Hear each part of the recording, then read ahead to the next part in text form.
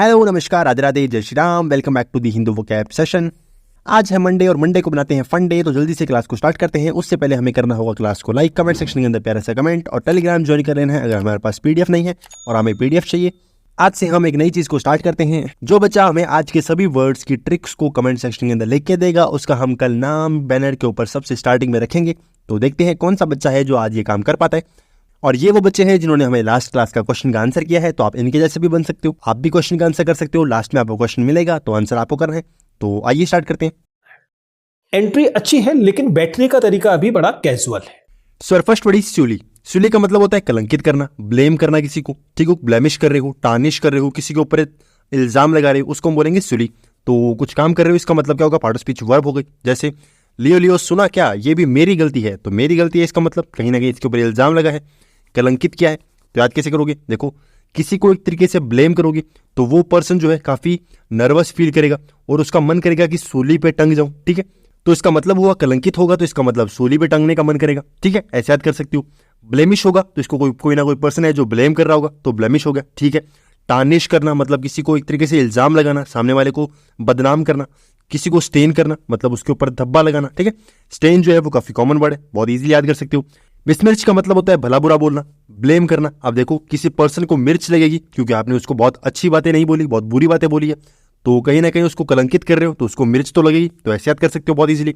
B foul का मतलब उसको एक तरीके से ऐसी बातें बोल रहे हो जो कोई पर्सन बोल नहीं सकता। ठीक है, तो बातों के अंदर, लैंग्वेज के अंदर ये चीजें क्या होती हैं, काफी फाउल होती हैं। ठीक है, फाउल कर रहे हो आप, बहुत बुरी बातें बोल रहे हो। ठीक है, उसी का अपोजिट क्या होगा, प्योरीफाई कर रहे हो मतलब बहुत अच्छी बातें बोल रहे हो। ठीक है, काफी प्योरिटी है आपकी बातों के अंदर, तो इसका मतलब समझ गए। सूली का मतलब आपने बहुत बुरी बातें बोली तो उसका सूली पे चढ़ने का मन कर रहा है। ब्लेम कर दिया, टार्निश हो गया, स्टेन समझ गए। और बेस्मिच का मतलब उसको मिर्च लग रही है क्योंकि आपने बहुत बुरी बातें बोली है।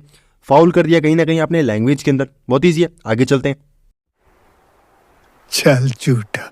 अब यह है आपका साइन ऑफ क्वेश्चन जो कि है one who demand strict conformity to rules. कोई पर्सन है जो रूल्स के साथ बहुत ज्यादा स्ट्रिक्ट हो चुका है। ठीक है, उसको रूल्स निभाना बहुत पसंद है, तो ये पर्सन जो है आपको चुप रहने के लिए बोल रहा है। उसने जबान पे अपने उंगली रख रखी है, तो इसको याद कैसे करोगे, इसका राइट आंसर पता होना चाहिए। राइट आंसर है इसका मार्टिनेंट। तो ऐसे याद कर सकते हो, कोई पर्सन है जो एक तरीके से लेफ्टिनेंट है। लेफ्टिनेंट है तो वो रूल्स को फॉलो करेगा, तो मार्टिनेंट लेफ्टिनेंट बहुत इजीली याद कर सकते हो। ठीक है भाई, बाकी वर्ड क्या है वो भी देखते हैं। नोक्टेम्बुलिस्ट का मतलब होता है ऐसा पर्सन जो नाइट के अंदर वॉक करता है, तो एम्बल का मतलब होता है वॉक करना। नॉक्ट का मतलब हो गया नाइट में, तो नाइट में एम्बल का मतलब वॉक कर रहा है, तो नाइट में वॉक कर रहा है उसको हम बोलेंगे नोक्टेम्बुलिस्ट। बहुत ईजी है। ठीक है, कनेक्ट करके याद कर सकते हो। टी टोटलर का मतलब होता है ऐसा पर्सन जो ड्रिंक्स वगैरह नहीं करता, तो कहीं ना कहीं वो टी के ऊपर, चाय के ऊपर डिपेंड है। तो ऐसा याद कर सकते हो कि खाली वो चाय पे बात करता है, बाकी चीज़ें कहीं ना कहीं प्रेफर नहीं करता। ठीक है भाई, फिर नेक्स्ट वर्ड है विरागो। विरागो का मतलब होता है ऐसी लेडी जो कहीं ना कहीं बहुत ज़्यादा रूड है या बहुत ज़्यादा फाइटिंग करती है। तो जिसका वीरा जो है, कोई लड़की है जिसका वीरा जो है, उसका भाई जो है वो चला गया, उसको लेकर नहीं गया, तो वीरा चला गया तो लड़ाई कर रही है, काफ़ी झगड़ा कर रही है, काफ़ी गुस्सा कर रही है। ठीक है, तो वीरा गो ऐसे याद कर सकते हो, बहुत ईजी है। आगे चलते हैं। समझ रहे ना आप, लेकिन सुन के अच्छा लगा। नेक्स्ट है प्रीच। प्रीच का मतलब होता है प्रवचन देना। कोई पर्सन है, कोई बाबा जी हैं जो आपके पास आ चुके हैं, जैसे ये हमारे स्वैगी बाबा है जो आपके पास आए हैं आपको प्रवचन देने के लिए। तो पार्ट ऑफ स्पीच क्या है, वर्ब है, तो आपको प्रवचन देंगे, आपको सुनना है, सुनने के बाद कहीं ना कहीं उसको इंप्लीमेंट करना है। तो प्रीच का याद कैसे करोगे, देखो आपके पास रीच हो रही है उनके ज्ञान की जो है, उनके पास जो भी ज्ञान है वो आपके तक पहुंच रहा है, आप तक रीच हो रही है, तो प्रवचन दे रहे हैं, तो प्रवचन रीच हो रहा है, ऐसे याद कर सकते हो। प्रवचन रीच किया, आप तक पहुंच चुका है। ठीक है भी, बहुत ईजी है। फिर इसके सिनोनिम क्या है, देखो गोस्पेलाइज का मतलब क्या है, आपको स्पेल कर रहे हैं, आपको जितने भी स्पेल हैं, जितने भी उनकी लैंग्वेज है, जितने भी उनकी स्पेल्स हैं वो आपको समझा रहे हैं, तो आप तक पहुंचे पहले, गो किया। ठीक है, गो एंड स्पेल समझाएं आपको, बहुत ईजी है। ठीक है भी, आपको एड्रेस किया, प्रवचन आपको समझाए, किसको एड्रेस करने हैं, कौन से भगवान को आपको पूजना है, वो सब आपको समझा दिया। प्रोफेसी का मतलब क्या होता है, आपको समझाई है, कोई भी चीज़ है आपको ज्ञान दिया है, तो ऐसे याद कर सकते हो। कोई प्रोफेसर है जो आपको चीज़ों को ज्ञान देंगे, तो प्रोफेसी, प्रोफेसर ऐसे याद हो जाएगा। ठीक है भी, इवेंजलाइज का मतलब क्या है, अब देखो इसके अंदर एंजल्स आ रही हैं, तो एंजल के बारे में आपको नॉलेज देंगे, तो एंजल, एक एंजल के बारे में आपको नॉलेज कौन देगा, जो कहीं ना कहीं आपको प्रवचन देने के लिए आएंगे। ठीक है भी, और एट का मतलब होता है भाषण देना, तो भाषण दे रहा है, इसका मतलब कहीं ना कहीं प्रवचन मिल रहा है। ठीक है भी, तो प्रीच के अंदर प्रवचन रीच हुआ है आप तक, प्रवचन आप तक पहुंचा है। गो स्पेशलाइज का मतलब होता है आपको स्पेल जो है, जितने भी स्पेल है, जितने भी मंत्र है वो आपको समझाए हैं। प्रोफेसी के अंदर ऐसे याद कर सकते हो, प्रोफेसर आपको कहीं ना कहीं आपको नॉलेज दे रहे हैं। इवेंजल के अंदर एंजल आ गया तो वो बहुत इजीली याद कर सकते हो। और ओरेट का मतलब होता है भाषण देना, तो वो प्रवचन के अंदर गिना जाएगा। अपोजिट इसके कुछ खास है नहीं, ये इसके अपोजिट नहीं होंगे, ठीक है। तो आगे चलते हैं, चलिए। समझ रहे हो? समझ रहे हो आप? समझ रहे हो ना? नेक्स्ट हमारा इडियम है ऑन दी बॉल। अब इसका मतलब क्या है? कोई पर्सन है जो ऑन दी बॉल है, इसका मतलब ऐसे समझो, कोई पर्सन है जो पिच के ऊपर क्रिकेट खेल रहा है। अब यहाँ पर उसके सामने बॉल आने वाली है, तो अगर वो बॉल के ऊपर है मतलब काफी अलर्ट है, काफी एफिशिएंट है, ठीक है। या फिर ऐसे समझ सकते हो, फुटबॉल का मैच चल रहा है, उसके पास बॉल है इसका मतलब वो बॉल लेके जा रहा है। बॉल लेके जा रहा है मतलब काफी अलर्ट रहना पड़ेगा, काफी एफिशिएंट है तभी बॉल लेकर जा रहा है, ठीक है। तो बहुत इजीली इसको याद कर सकते हो कि ऑन दी बॉल का मतलब होगा अलर्ट होना और एफिशिएंट होना, ठीक है भाई। तो बहुत ईजी था, ईजी है, तो आगे चलते हैं। देखा, कुछ बात थी उसमें। साला दुनिया के तौर तरीके कदम कदम पे चैलेंज करता था। नेक्स्ट वर्ड है ट्रूस। ट्रूस का मतलब होता है अस्थायी संधि, मतलब कोई भी ऐसी ट्रीटी वगैरह हुई है जो परमानेंट नहीं है, ठीक है। टेम्परेरी कोई ट्रीटी हुई है उसको हम बोलेंगे ट्रूस। पार्ट ऑफ स्पीच क्या है? नाउन है। जैसे कोई भी पीस वगैरह हुई है, कोई भी ट्रीटी वगैरह हुई है, कोई भी रेस्पाइट है, ऐसी रेस्पाइट जो कहीं ना कहीं शांति की बात हो रही है। शांति तो है पर काफी लंबे समय तक नहीं चलेगी, तो ट्रूस का मतलब तो हो गया लंबे समय तक नहीं चलने वाली कोई भी ऐसी संधि। तो याद कैसे करोगे? देखो, कोई भी रूस है ऐसे याद कर सकते हो, रशिया का कहीं ना कहीं फाइट चल रही है, रशिया ने यूक्रेन के साथ में कहीं ना कहीं क्या कर ली? ट्रीटी कर ली, एक तरीके से संधि कर ली, पर वो ज्यादा दिन नहीं चलेगी। तो रूस क्या कर रहा है? संधि कर रहा है, ठीक है भी। ऐसे याद कर सकते हो, ऐसे याद हो जाए तो अच्छी बात है, नहीं याद हो तो एक और ट्रिक यूज कर सकते हो जिसको हम बोलते हैं ट्रेस करना, ठीक है। कोई पर्सन है जिसने एक तरीके से ट्रीटी की, संधि की, और संधि करने के बाद कह रहा है, झूठ बोल रहा है कि हमने की ही नहीं, तो उसका कोई ट्रेस नहीं आपके पास, ऐसे भी याद कर सकते हो। वैसे पहले वाली अच्छी थी, ठीक है भी। फिर इसके सिनोनिम पीस होना, ट्रीटी होना। लुल का मतलब क्या होता है? शांति होना। तो कोई पर्सन है जो एकदम ऐसे कह सकते हो मजाक उड़ चुका है, उसका लोल हो चुका है, तो वो काफी क्या रहेगा? शांत रहेगा। रेस्पाइट का मतलब तो होता ही शांति है, तो कैसे याद किया था रेस्पाइट को? देखो, कोई भी स्प्राइट पी रहा है, अरे स्प्राइट या फिर ले स्प्राइट, रे स्प्राइट, ऐसा कुछ भी, स्प्राइट पिएगा तो शांत हो जाएगा, ठीक है। स्प्राइट काफी ठंडी होती है, तो स्प्राइट पिएगा और शांत हो जाएगा, बहुत ईजी है। उसका अपोजिट हॉस्टिलिटी हो गया। हॉस्टिलिटी का मतलब क्या होता है? एक तरीके से सामने वाले को हॉस्टाइल बना रहे हो, मतलब कहीं ना कहीं उसको बंदी बना रहे हो, तो ये अस्थायी संधि में तो नहीं आएगा, ठीक है। तो इसका एंटोनिम भी हो जाएगा, बहुत ईजी है। आगे चलते हैं। तू समझा? हाँ। नहीं, तू समझा नहीं। नेक्स्ट हमारा इडियम है टू किक दी बकेट। अब बकेट को किक कर रहे हो, क्या मजबूरी है आपकी? To get angry, to die, to fall ill और टू गेट हर्ट। अगर आप हर्ट हुए हो, एंग्री हुए हो, डाई हुए हो या इल हुए हो, इन तीनों में से क्या है? चारों में से क्या है? तो किक कर रहे हो बकेट को, तो अचानक से कहीं ना कहीं आपको शॉक लगेगा, और कोई पर्सन है जो उसकी डेथ हो रही है, इसका मतलब क्या है? बकेट को क्या कर रहा है? वो किक कर रहा है। तो ऐसे याद कर सकते हो, बाथरूम के अंदर नहा रहा था और अचानक से उसकी डेथ हो गई, तो बकेट को उसने किक कर दिया, ठीक है। बहुत ईजी है, एंग्री नहीं होगा तो कंफ्यूज नहीं होना है, ठीक है भाई, बहुत ईजी है। आगे चलते हैं। भाई साहब कुछ ज्यादा नहीं हो गया ये? मतलब कुछ भी। नेक्स्ट में है म्यूर्की।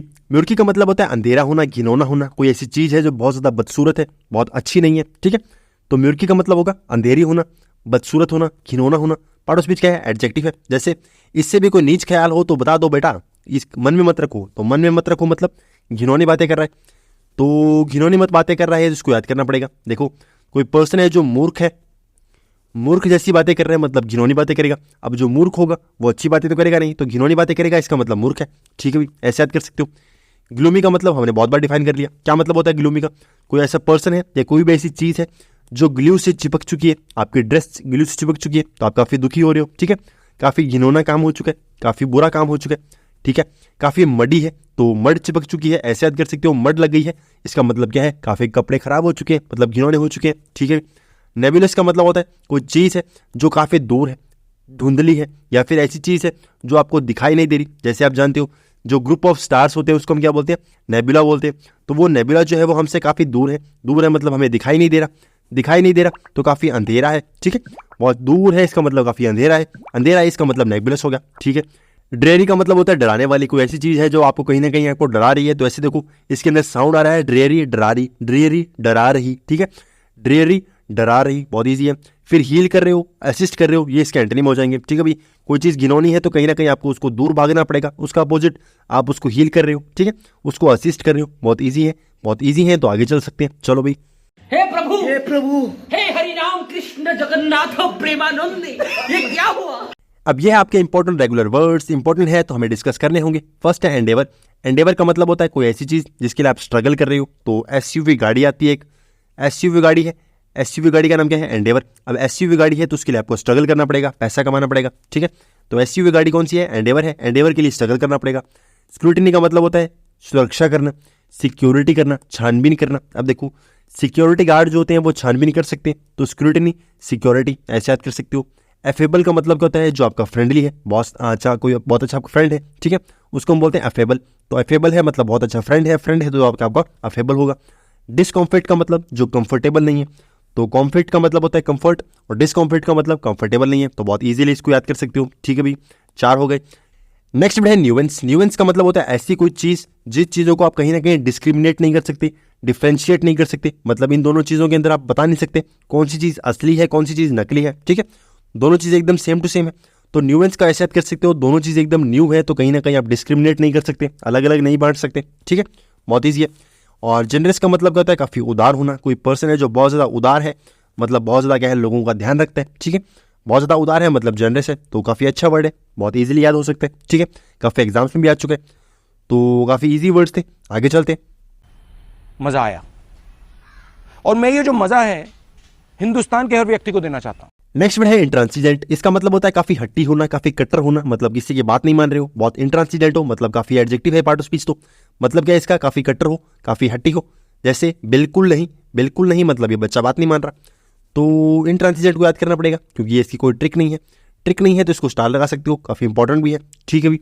इंट्रांसिजेंट का मतलब कोई पर्सन है जो बहुत ज़्यादा जिद्दी है, कट्टर है, ठीक है, कॉम्प्रोमाइज़ नहीं करता, अनकॉम्प्रोमाइजिंग है, फ्लेक्सिबल नहीं है, आपके साथ मिलनसार नहीं है, तो फ्लेक्सिबल नहीं है वो बहुत भी, ठीक है। अनयील्डिंग है। देखो येल्ड का मतलब होता है तरसना, कोई पर्सन है जो तरस रहा है, ठीक है, तो तरस रहा है इसका मतलब वो कॉम्प्रोमाइज़ कर सकता है। अनयील्डिंग मतलब वो तरस नहीं रहा, उसको ज़रूरत नहीं है तो वो कॉम्प्रोमाइज़ नहीं करेगा, ठीक है भाई। आपको किसी चीज़ की ज़रूरत नहीं होगी तो आप कॉम्प्रोमाइज़ नहीं करोगे। उसका अपोजिट होगा फ्लेक्सिबल होना, काफ़ी यील्डिंग होना। कोई पर्सन है जो यील्डिंग है, ठीक है, कंप्लायंट तो नहीं होगा, ये तो नहीं होगा, पर काफ़ी यील्डिंग है, काफ़ी फ्लेक्सिबल है, इसका मतलब वो कहीं ना कहीं क्या है, आपकी बातों को सुनेगा, आपकी बातों को मानेगा, ठीक है।